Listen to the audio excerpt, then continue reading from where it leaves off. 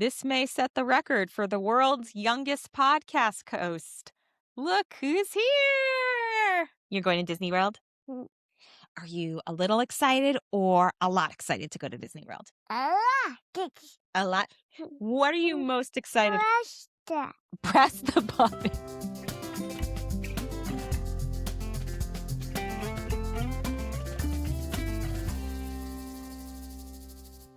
So, Mia, I tried to record the podcast with Paloma and it didn't work. Mama, I told you it wouldn't work. Oh, so who's going to have to be my co host from now on all the time? Me. You? Okay. Mia, so here's your question of the week. Are you upset that Paloma and I are going to Disney World by ourselves and that you're not going because of school? No. Okay. I'm going to talk to Tracy and we'll be back after Disney World, okay? You got any dances you want to leave everyone with? Will, thank you so much for coming on to chat with us today and with your mom, Tracy. Really excited to speak with you. Will, what do you like about the Wilderness Lodge? Because it looks like Lincoln Log. That is a great choice. Do you have a favorite ride at Disney World? Tron. Tron. Really? Do you have a favorite Disney resort restaurant? One of the restaurants at one of the Disney hotels you've been to? Cafeteria. The cafeteria. Which one? All-Star Sports, All-Star Sports. All-Star Sports. I know they have some really cool desserts there, don't they? And last but not least, if you could travel anywhere in the world, go on vacation anywhere, where would you pick? Great Wolf Lodge. Oh, Tracy, thank you so much for joining us today. It was great speaking with Will. Since Will said if he could go anywhere on vacation, he'd want to go to Great Wolf Lodge. Can you tell me about how your family's love of Great Wolf Lodge got started? No, I'm kidding. To be honest, I to be honest with you, we've never been to Great Wolf Lodge, so I guess that's the reason he wants to go. No, so he said that even though he never He's been. never been. I think a lot of his friends have been, which then kind of makes My me feel sad about. gosh. He goes to Disney all the time, but would like to go to Great Wolf Lodge. That's so funny. He made it seem like you all have been before. Never been. But in all seriousness, tell me about your love of Disney as well as a little bit about your background in family and Disney travel planning. Right. So I probably have a little bit different story than a lot of other people. I never got to go to Disney as a child. So when I got the opportunity in my 30s after I had Will to go to Disney and take my entire family, I was able to take my mom, my sister, her kids. It just really kind of sparked that joy for me to see how happy everybody was and just the different memories. And we were all different ages as well. So Will was 2 at the time for his first trip. My niece and nephew were in their preteens, and just see how everybody could enjoy the magic and love Disney at every age. Like my mom, I think she was happy that she could be there with her family, even though she, growing up couldn't do that for us. So I was just so happy I could do that for my family and just kind of fell in love with it from there. And we've been taking at least a yearly family trip ever since. And then I became a pass holder last year, so I have been going much more frequently. So, and then I have been planning trips for friends and family for a really long time. I was like, well, I think I want to do this to help more people really enjoy it and achieve it, because I do see how it can be stressful to not know anything about Disney, go into it. There's a lot of planning that goes into it. And I know some people just don't have the time or the resources to do that. And I have a real heavy focus, I think, in the area that we live in, is trying to help military families get there. There's so many great promotions for military families that I don't know if people realize enough about. So I do like to help get them to Disney and capture those savings that Disney offers. So we're definitely going to touch on shades of green, as long as all the other best resorts for Disney families today. Tell our listeners about where they can connect and find you to learn more about your background and get some help with travel planning. So you can find me. I'm on all of the social media. I'm on Facebook, Instagram, and TikTok as Trace of Magic Travel. And I'm an independent agent with Pixie Parks Travel. So I'm associated with them.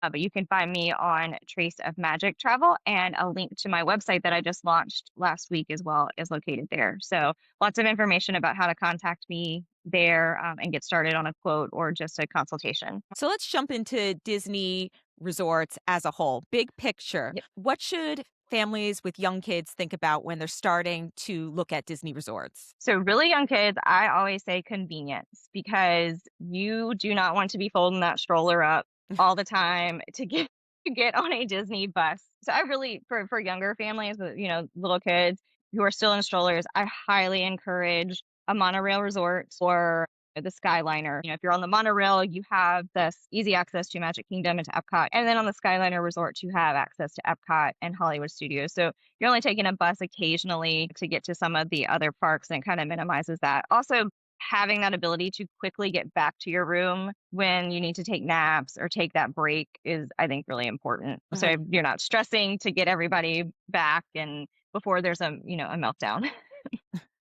What are some other common mistakes you see families make when picking a Disney resort? I really think a lot of people go strictly for budget and don't take into account some of the conveniences you get at a moderate or a deluxe resort. And then when they get there, they kind of realize what conveniences they are missing out on. And there's nothing wrong with value. I love value. Will and I are going back at the end of this month and we're staying at All Star Sports just for like a quick weekend. But I think when you are, especially for your first time or, you know, week-long trips, having convenience is very important at Disney. You're spending hours in the parks, you're walking around, and being able to go back, quickly, especially with small kids, to relax, I think is important. So, value, moderate, deluxe, the Disney resort categories haven't changed in years. So much about Disney has Yep. changed, but they have not changed those resort categories. What are you really getting with each one? So with your value, you are getting a lot of big over the top theming. And that's one reason I think families really enjoy the values. So you have like the All-Star series, you've got the huge sports equipment at All-Star Sports and All-Star movies. You have the bigger than like Fantasia, Mickey at the pool, and the All-Star music, just the huge instruments and everything around the resort. So you get a lot of that immersive theming, which I think it is really good for little kids. They do like it. And then so at the values that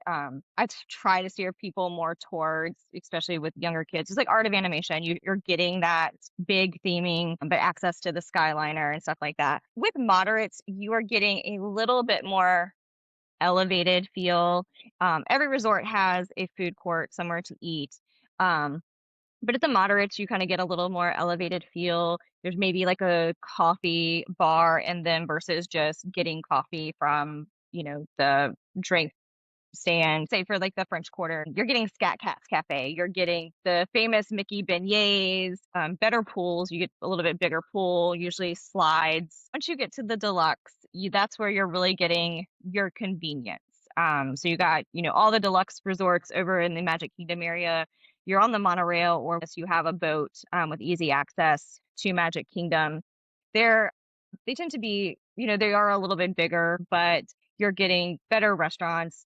The Polynesian, you have Ohana, you have the Whispering Canyon over at Wilderness Cafe, Storybook Dining, which is probably one of my favorite character dinings on property. The pools are bigger. You have more pools a lot of times to choose from. There's like a leisure pool. There's, the big slides and things like that over in the deluxe resorts, and just that convenience is kind of what you're getting over there. You also have, which I got to do for the first time on this last trip, was stay at club level at the boardwalk. Ooh. And that was a game changer. So that's an option you have at deluxe resorts, which, may make sense for you money wise because you actually get a lot in the club level in the lounge. We got a pretty hearty breakfast in the morning. You have hors d'oeuvres and kind of snacks throughout the day. And then at dinner, they do serve like a light dinner meal. I mean, we had pasta and stuff one night, like make your own meatball sub. So it was enough to make a pretty good meal. But so those are some of the other benefits of deluxe that you get that you're not going to get in some of the other resorts. I completely forgot about club level, but I think Contemporary has it too, don't they? Yeah, so all deluxe resorts except the Riviera, which Ah, is weird. But every deluxe resort should have a club level except the Riviera, which is a is kind of sad because the Riviera is really, really nice.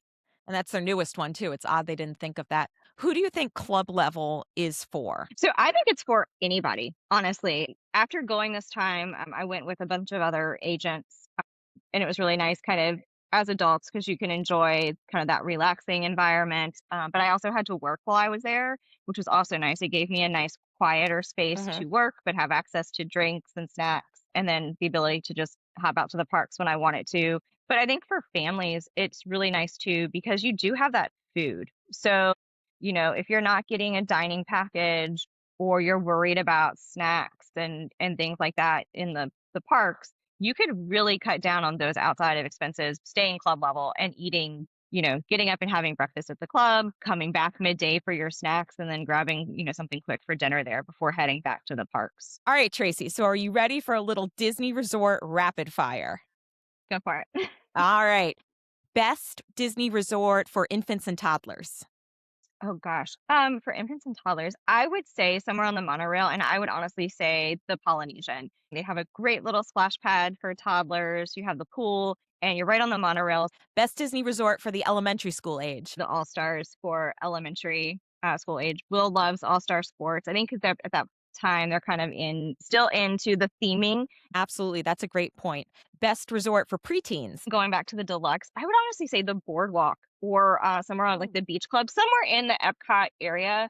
There's just like a little bit of nightlife, on the boardwalk. It's nothing crazy, but they're a little more, I think a little more relaxed. All of them have arcades and fun things like that to do. If you have some preteens who want to if you want to give them a little bit of freedom to kind of walk around the boardwalk and grab like a chili dog or things like that. There's usually games on the boardwalk in the evening as well. I think the boardwalk has one of the best pools on property with the circus being like slide that goes down. Best resort for a multi-generational trip if the grandparents are coming along.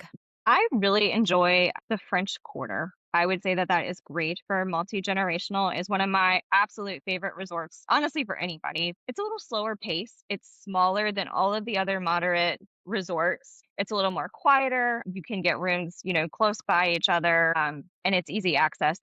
It only has one bus stop, which is really nice. So it's never crowded. So if you do have somebody that's in a scooter or anything like that, usually not fighting to get that scooter space, which is valuable on Disney transportation because they only allow two at a time. So you can be waiting, quite a bit of time. But because the resort tends to be is smaller, it tends to be a little less crowded, I think, when you go to get on the buses. So it is one of my favorites. And the theming, it's not so in your face Disney, but the New Orleans vibe is really nice. Best resort if you're going with a large family and have kids of all different ages. The Art of Animation is nice because they do have like the family suites. So if you wanted to kind of keep people, as many people together, that does make it really nice. And they're pretty good theme. You've got the Lion King. So Absolutely. All right, let's flip it and I guess we'll do hot takes or cold takes. Least favorite resort for infants and toddlers. least favorite, I would say the Wilderness Lodge. Um, Oh.